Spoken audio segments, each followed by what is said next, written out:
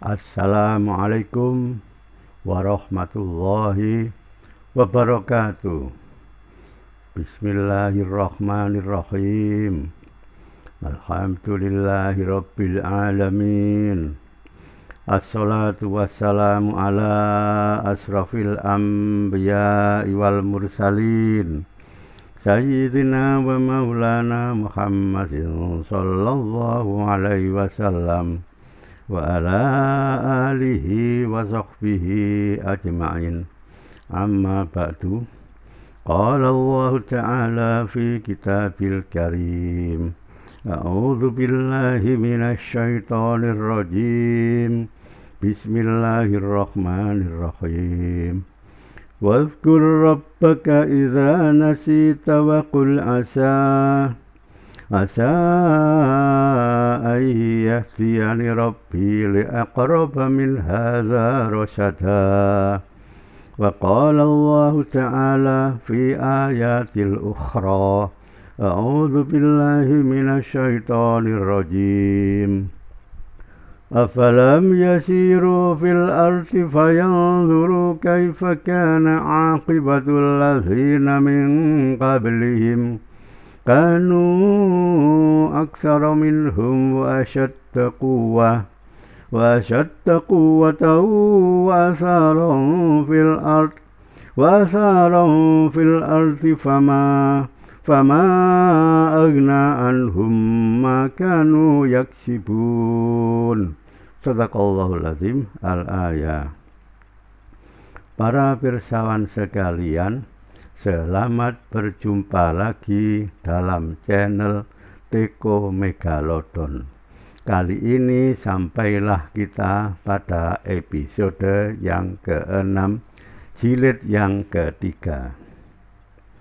Pada episode kali ini saya mau melanjutkan tentang cerita penduduk bumi versi Sam Gies. Sam Gies adalah seorang astronot wanita berasal dari planet Era, bagian dari kelompok bintang Plejaden, dekat rasi Banteng atau Taurus. Letaknya sekitar 400 tahun cahaya dari bumi.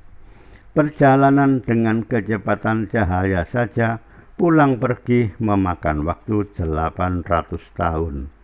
Tapi kendaraan si Sam Gies bisa menempuh perjalanan hanya selama 7 jam saja. 3,5 jam dipakai buat waktu pengereman sampai kembali ke kecepatan normal.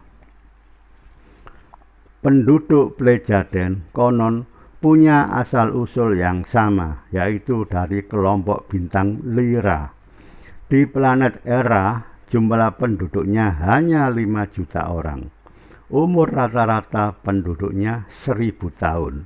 Si Sam Gies sendiri waktu itu berumur 330 tahun, dan tentu itu masih muda belia.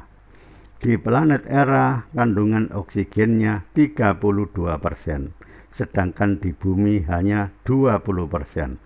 Setelah menjalin hubungan selama puluhan tahun dengan Billy, akhirnya si Sam Gies pamit pulang ke planet asalnya karena mau memasuki siklus 11 tahun. Hasil interaksi dengan si Sam Gies, Billy mendapat cerita, antara lain, kita semua adalah manusia. Alam semesta ini punya 300 jenis manusia yang berbeda ras.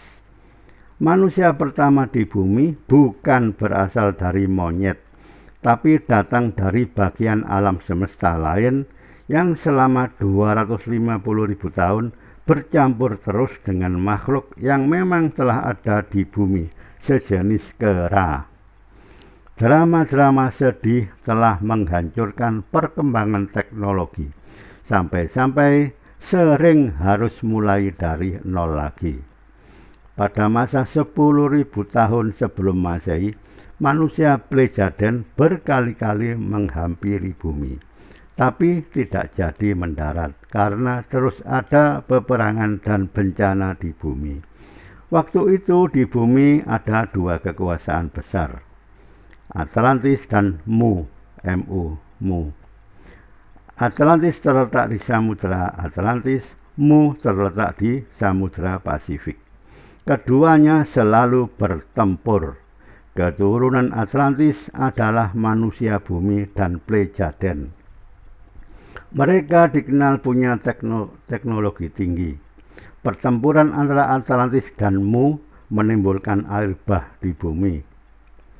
Di bumi, kata Semcis, bakal terjadi perkembangan yang membahayakan untuk lingkungan akibat pencemaran udara oleh obat-obatan dan pembakaran mesin-mesin. Lapisan ozon akan hilang dan mengganggu kehidupan penghuninya, kata Semcis selanjutnya, seperti yang dituturkan kepada Billy.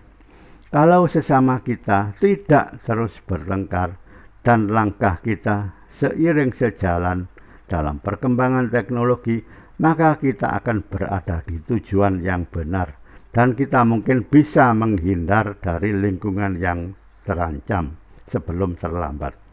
Kalau tidak, kita niscaya akan mengalami bencana demi bencana seperti yang dialami nenek moyang kita dulu. Adapun sumber referensi yang kedua tentang asal-usul bangsa Atlantis yang tinggi besar dan perkasa itu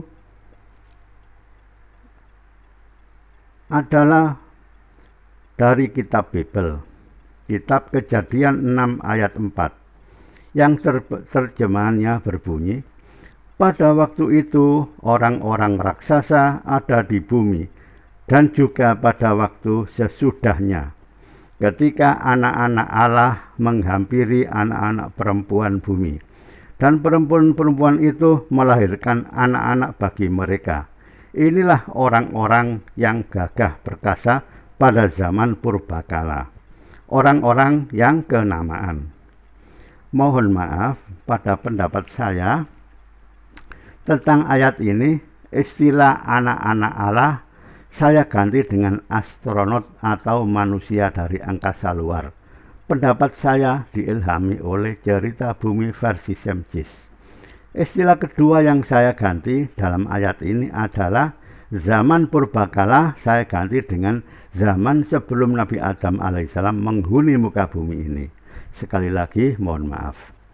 Adapun sumber referensi yang ketiga tentang asal-usul bangsa Atlantis adalah berasal dari suhuf atau lembaran-lembaran suci yang berisi wahyu yang diberikan atau diterima oleh Nabi Nuh atau Nabi Idris alaihissalam.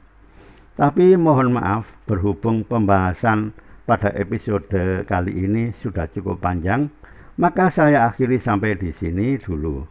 Sampai jumpa pada episode berikutnya. Billahi taufiq wal hidayah. Wassalamualaikum warahmatullahi wabarakatuh.